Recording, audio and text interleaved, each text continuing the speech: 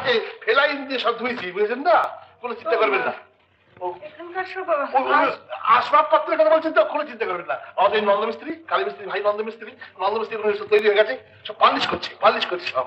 আসবে কবে? এলো বলে, কোনো চিন্তা করবেন না। আমি ওই ঘরটা দেখে একটু আসুন, ওই ঘরটা দেখে একবার।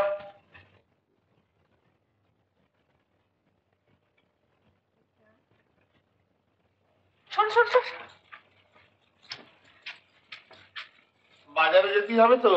হ্যাঁ বাজার? হ্যাঁ বাজারে যাও না, ওর সঙ্গে বাজারে যাও না। আমি বাজারে যাব ঠোলে হাতে করে।